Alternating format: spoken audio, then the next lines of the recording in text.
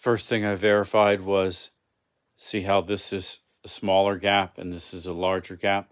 The larger gap goes to the bottom of the strut.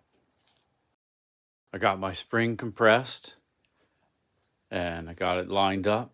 I got all these parts lined up, and Bill Steen told me to use silicone spray on the spring seat. So I'm just gonna spray this and this bottom of the spring here.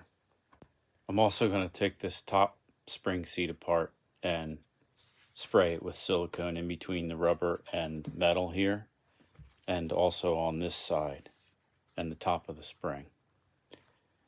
One thing I was looking at in here, it says to align these notches, and that's right here. So I already had that right. So then you got to line up the bottom of the spring with the cutout here. I did that.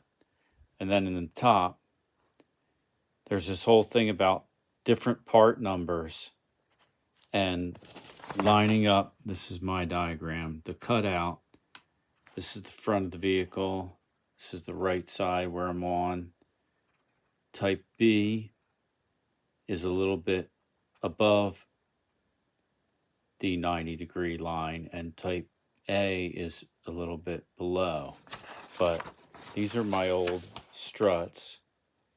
I have 601 S9A A250, 51601 S9A G02 and G12. So I guess I'm going to have to look those up and see how that matches.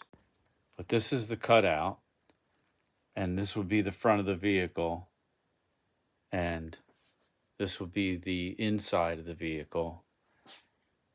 And I was just doing this blue line, which was supposed to be to the outside of the vehicle. So it should be straight up and down. And then it looks like this is back a little, which would mean I'm correct if I'm the type A, because the type A comes back a little. I couldn't find online any reference to this number or these numbers here, or any cross references when I looked up what to buy OEM for my car on the Honda site.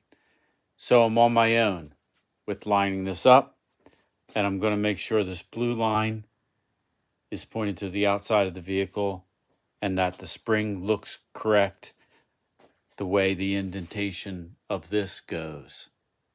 That's what I'm doing.